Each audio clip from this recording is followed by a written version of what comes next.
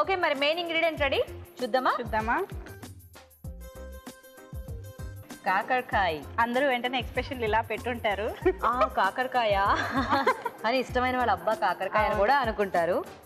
కానీ బాగా చేస్తే చాలా బాగుంటుంది. అవును, చక్కగా అంటే పులుసు పెట్టినా బాగుంటుంది, ఫ్రై చేసుకున్నా, లేకపోతే కాకరకాయతో కారం పచ్చళ్ళు అలా చేస్తుంటారు కదా. చేయడం అనేది ఒక ఆర్ట్. అవును, అలా చేస్తే బాగుంటుంది. సో చూద్దాం మరి ఏమన్నా వెరైటీగా చేస్తారేమో మన పార్టిసిపెంట్స్. సో ఎవరు చేస్తారు? రండి.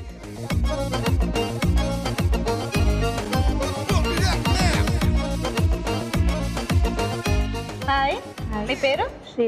శ్రీలత గారు. మీ పేరండి? జ్యోతి అండ్ శ్రీలత. ఓకే, సో మీ ఇద్దరికి పరిచయం ఉందా ఒకళ్ళకి? పరిచయమేనా? ఫ్రెండ్స్ ఇద్దరు? నా మరదలండి తను, మా తమ్ముడు మిస్సెస్. అవునా? అంత అనుమానంగా ఎందుకు చెప్పారు? చెప్పొచ్చా చెప్పకూడదా ఇలా ఏమన్నా? ఓకే, సో అయితే ఇద్దరు రిలేటివ్స్ అన్నమాట. ఓకే, సో కాకరకాయ. శ్రీలత గారు చాలా ఆలోచిస్తున్నారు, కాకరకాయ ఏం చేయాలని ఇప్పుడే ఆలోచించేస్తున్నారా? అన్ని మొహమాటంగానే చెప్తున్నారు. ఎవరు చేస్తారు? జ్యోతి గారు మీరు చేస్తారా? ఏం చేస్తారు? కాకర ఆవకాయ. ఓకే ఓకే ఓకే, కాకర ఆవకాయకి కావాల్సిన పదార్థాలు ఏంటో చూద్దాం. కాకర ఆవకాయ తయారు చేసుకోవడానికి కావాల్సిన పదార్థాలు: కాకరకాయలు 1/2 కిలో, ఎండుమిరపకాయలు 5, పోపు దినుసులు 2 టీ స్పూన్లు, మెంతి పొడి 1 టీ స్పూన్, చింతపండు గుజ్జు 1 కప్పు, ఆవ పొడి 1 టీ స్పూన్, కారం తగినంత, ఉప్పు తగినంత, బెల్లం కొద్దిగా, పసుపు చిటికెడు, వెల్లుల్లి పేస్ట్ 1 టీ స్పూన్, నూనె 1 కప్పు, ఇంగువ చిటికెడు. కాకర ఆవకాయ తయారీకి కావాల్సిన పదార్థాలు చూసారు కదా. ఓకే, స్టార్ట్ చేద్దామా జ్యోతి గారు? స్టార్ట్ చేద్దామండి. ఫస్ట్ ఏం చేయాలి? ఫస్ట్ ఆయిల్ పోసేసుకొని కాకరకాయలు ఫ్రై చేసుకోవాలి. కాకరకాయలు డీప్ ఫ్రై చేయాలా? ఓకే, సరిపోతుందా ఈ ఆయిల్? సరిపోతుందండి. ఓకే, డీప్ ఫ్రై చేస్తేనే కుదురుతుందా ఆవకాయ? మామూలుగా అంటే దాన్ని అంటే ఇది నిల్వ పచ్చడి, 1 మంత్ కూడా నిల్వ ఉంటుంది. ఆవకాయ అంటేనే మనకి నిల్వ. అందులో తడి ఉంటుంది కాబట్టి వేయించేసుకుంటే అదంతా పోతుంది కదా మనకి.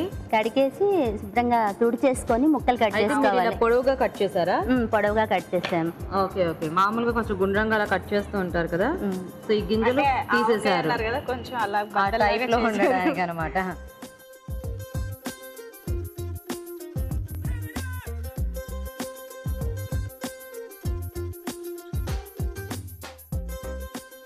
అంత నూనెలో బాగానే వేగుతాయా?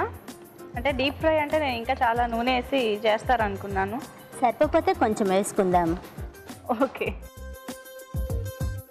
సో ఇదంతా మొత్తం రంగు మారిపోవాలా? కాకరకాయ ముక్కలు ఫ్రై అయిపోవాలి. కొంచెం హై పెట్టండి. హై పెట్టండి.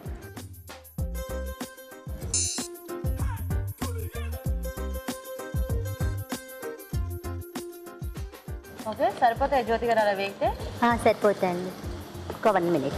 ఓకే, ఆల్మోస్ట్ మనకి రంగు చేంజ్ అయిపోయింది కదా, గోల్డెన్ కలర్ వచ్చేసాయి. అండ్ కాకరకాయ వేగిన వాసన కూడా బాగా వస్తుంది. సరిపోతుందా? సరిపోతుందండి. మనకి నెక్స్ట్ ప్రాసెస్ లో కూడా మళ్ళీ ఏమైనా వేయించుకోవడం ఉంటుందా, లేకపోతే ఒకసారి వేయించుకుంటే సరిపోతుందా కాకరకాయ? లేదండి, ఒకసారి వేయించుకుంటే సరిపోతుంది, మళ్ళీ వేయించుకునేది ఏం లేదు. అంతేనా? Okay okay.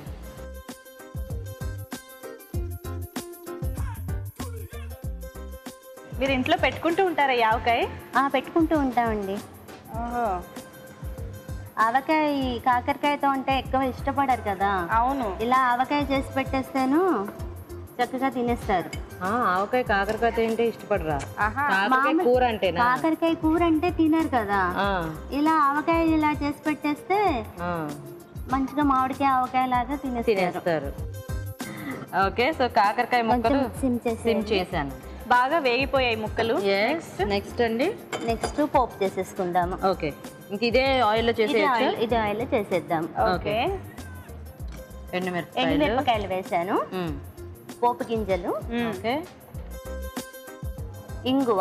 ఓకే, ఆవకాయ కాబట్టి అంత ఇంగువ వేయొచ్చు చక్కగా. ఇది వెల్లుల్లి పేస్ట్ కచ్చపచ్చగా చేసేసి. ఓకే, సో ఇది కూడా వెల్లుల్లి ఇలా కచ్చపచ్చగా చేసి వేసుకుంటే మంచి స్మెల్ ఉంటుంది, టేస్ట్ కూడా బాగుంటుంది కదా. ఈ వెల్లుల్లి కూడా వేగితే బాగుంటుంది. కొంచెం పసుపు వేద్దాం దీంట్లో. ఓకే, దీంట్లో ఇప్పుడు చింతపండు గుజ్జు వేసేస్తున్నాను. ఓకే. చింతపండు ఉడికించేసి ఇలా గుజ్జు చేసేసుకోవాలి. ఈ చింతపండు గుజ్జులో తడి ఉంటుంది కదా, అయినా కూడా నెల ఉంటుందా? అంటే ఇప్పుడు వేయించుకున్నా అంటే ఉడకబెట్టాం కదా, ఉడకబెట్టాం కాబట్టి చింతపండు అయితే కొంచెం అంటే అది పాడవటమే కానీ బాగానే ఉంటుంది. ఇప్పుడు కొంచెం పోపులో కూడా వేగుతుంది కదా, ఇప్పుడు ఈ వేయించిన కాకరకాయ ముక్కలు వేసేస్తున్నాను. ఓకే. మాక్సిమం చేదు ఉండదు కదా, అంత చక్కగా చింతపండు గుజ్జు బాగానే ముక్క తింటే మనకు కొంచెం చేదు అనేది తెలుస్తుంది కాకరకాయ, కాకపోతే అంత అంటే మరీ తినలేనంత చేదు అయితే తినలేనంత చేదు, అంటే కూరలు అంత చేదు ఉండదు. సాల్ట్ వేసానండి. ఓకే. మనకు కొన్ని రకాల ఫ్రైలో కూడా బాగా వేయించేస్తుంది, అది చిన్న చేతి తప్పితే మనకి పెద్దగా తెలియదు కదా. సో ఇది కూడా అలాగే, ఇంకా పుల్లదనం కూడా ఎక్కువ ఉంటుంది కాబట్టి కొంచెం వేస్తున్నాను.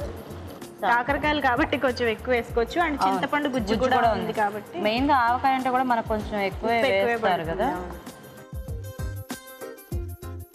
అండ్ నూనె కూడా ఎక్కువే తీసుకున్నారు నిల్వ ఉండడానికి. కారం కూడా వేసేస్తున్నానండి. ఓకే.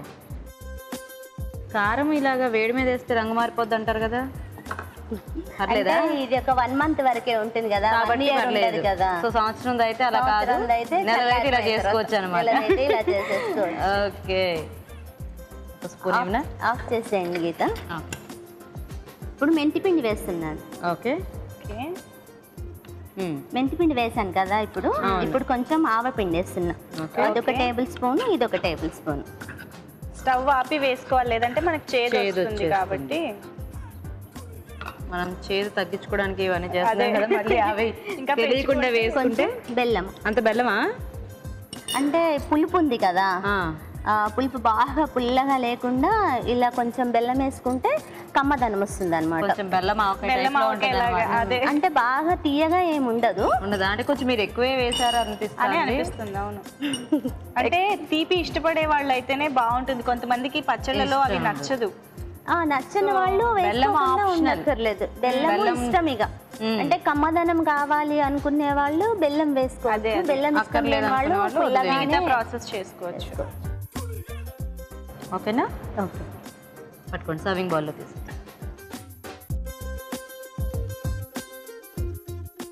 చూడ్డానికి అయితే భలే వచ్చింది కదా, ఎర్రగా చక్కగా నూనె ఫుల్ గా ఉంది. టేస్ట్ కూడా చాలా బాగుంటుంది. అదే. అవును, ఇంకా ఆవకాయలు అంటే మనం చెప్పక్కర్లేదు, అంతే. చక్కగా మంచి కాంబినేషన్, వేడివేడి అన్నం ఉండి కొంచెం నెయ్యి వేసుకొని అలా తింటే సూపర్ కదా. ఓకే, రెడీయా? వేసేయండి నాకు కొంచెం. ఓకే, మరి చూసారు కదండి, కాకర ఆవకాయ రెడీ అయిపోయింది. టేస్ట్ చూసే ముందు ఈ కాకర ఆవకాయ తయారీ విధానం ఇంకోసారి చూద్దాం. కాకర ఆవకాయ తయారు చేసే విధానం: ఒక పాన్ లో నూనె వేసి కాకరకాయ ముక్కలు వేసి వేయించి పక్కనుంచాలి. అదే పాన్ లో ఎండుమిరపకాయలు, పోపు దినుసులు, ఇంగువ, వెల్లుల్లి పేస్ట్, పసుపు వేసి వేయించాలి. దీనిలో చింతపండు గుజ్జు, వేయించిన కాకరకాయ ముక్కలు, ఉప్పు, కారం వేసి వేగనివ్వాలి. ఆపై స్టవ్ ఆపి మెంతి పొడి, ఆవు పొడి, బెల్లం వేసి బాగా కలుపుకోవాలి. అంతే, కాకర ఆవకాయ రెడీ.